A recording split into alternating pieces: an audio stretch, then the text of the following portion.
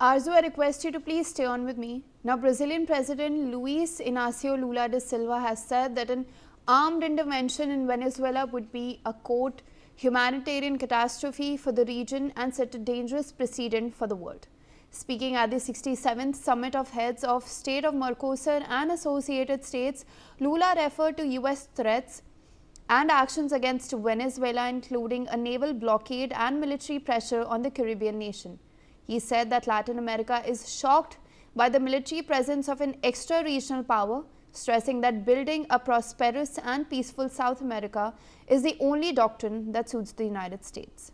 As we're now seeing that amid this back and forth between US and Venezuela, we're seeing that the Brazilian president has come ahead and warned against this US intervention in the region, saying that this could prove to be a humanitarian catastrophe for the region as well as set a dangerous precedent going forward.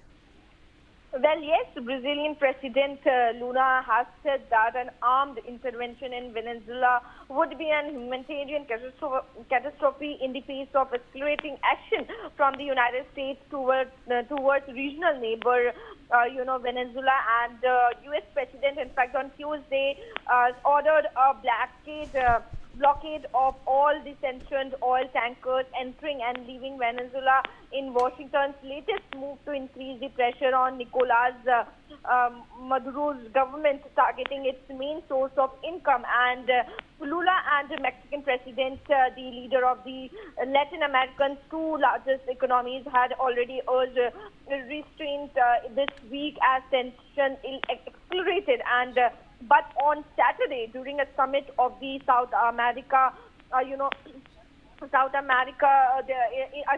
the southern Brazil, Lula made a stronger statement against what he said would be a dangerous precedent for the world. Yes. Arzu, I would request you to please stay on with me. Now, shifting our focus to the Russia-Ukraine peace talks, US negotiators met